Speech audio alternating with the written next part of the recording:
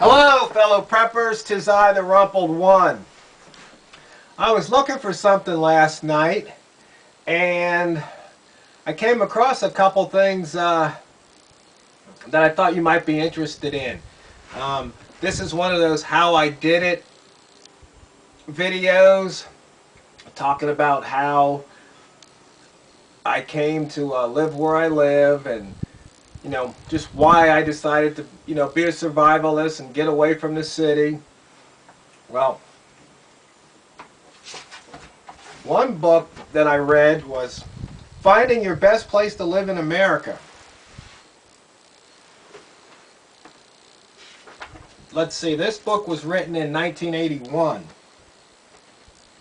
But it says, exciting new, easy-to-use system for finding your own best place for ideal weather, less crime, most jobs, lowest taxes, highest quality of life, perfect retire, biggest income, best housing values, and much, much more. I don't know if this book's still in print or not, but you could probably find the same information on the internet. So, had to narrow it down to an area. Now, there was also another book that I haven't come across. I don't know if I gave it away. If I find it, I'll show it to you. But it's called 100 Safest Places to Live in America. Then after reading those two books, I used to subscribe to American Survival Guide. I say used to only because it's not being published anymore. In fact, Backwoods Home magazine is now, they bought this subscription list, and so I've been getting that magazine ever since. This particular issue, February 1988. On the cover they got this guy, South Seas Self-Sufficiency. But inside,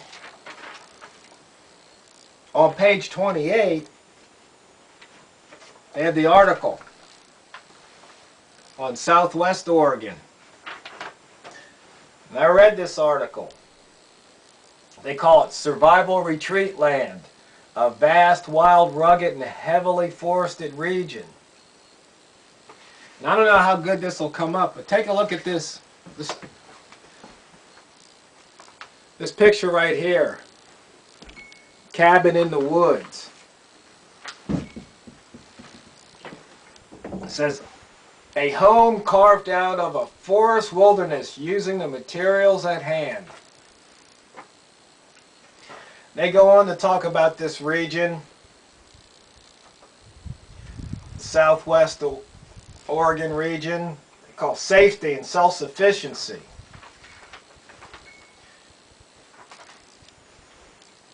Then it's continued. They talk about the forest, and mining, agriculture, and the climate.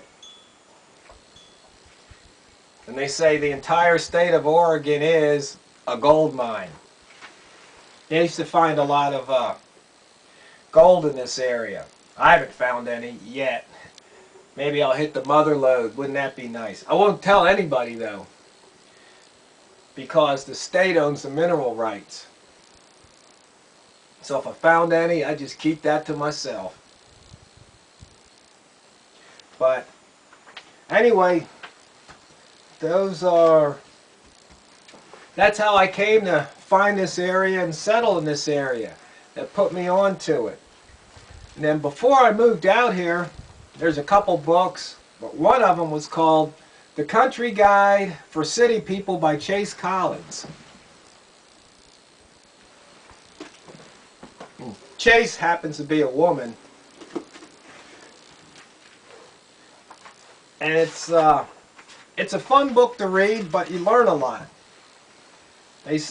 Some of the chapters are like ways to look for land, and then paying, and the gifts and takes of old houses, water, neighbors and renting, and facts for non-farmers. I think I have another book in there on homesteading. I'll have to break that one out. And this book was written in 1973.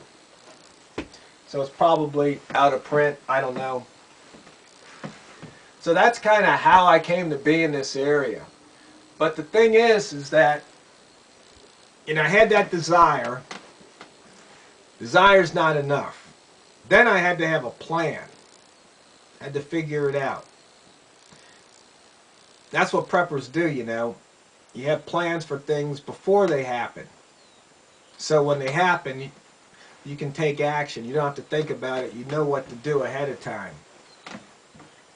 So I had to put that plan together. Then, of course, you had to have resources. Well, I've been saving my pennies the whole time. Just waiting, preparing. If you would have told me, say, back around right when I got out of high school or college that I'd wind up living in a place like this, I would have told you were crazy. But things change. Situations change, times change. So your outlook on life changes. And you make decisions for yourself, your life, and then you go that way.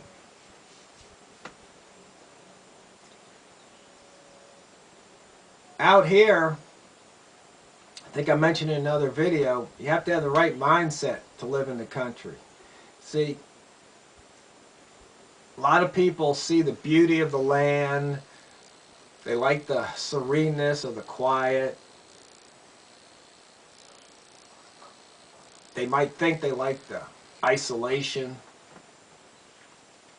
But unless you've experienced it for an extended period, you may only think you like it. It's like anything else.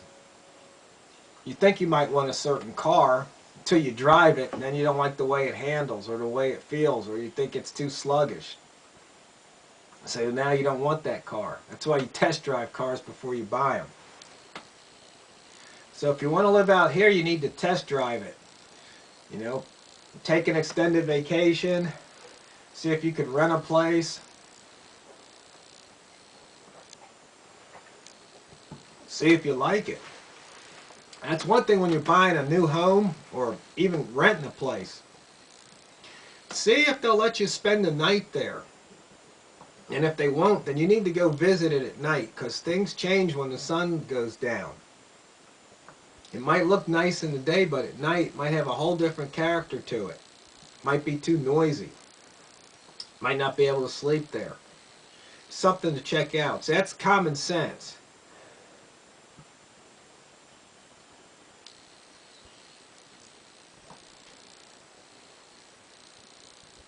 But living out here,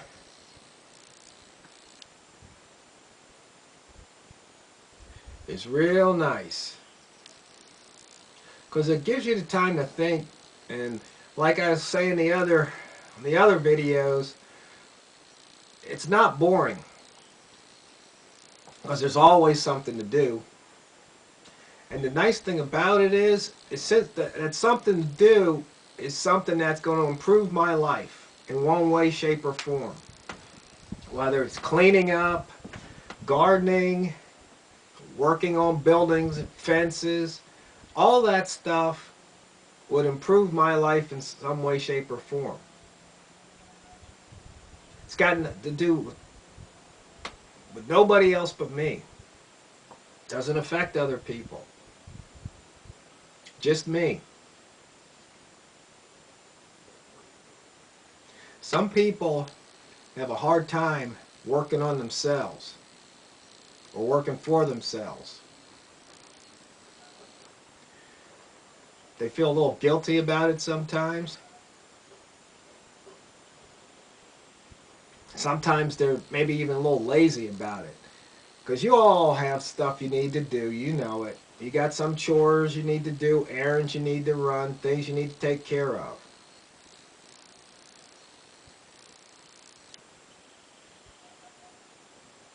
But you don't do it. But if somebody else calls you up, hey, can you give me a hand? Sure, you go and you help them. You have to help yourself. I know I've said it before, but when that oxygen mask comes down, you got to put yours on first before you help the person next to you or your kids. So think about it. You need to help yourself today, because if you fail to prepare today, you're preparing to fail tomorrow.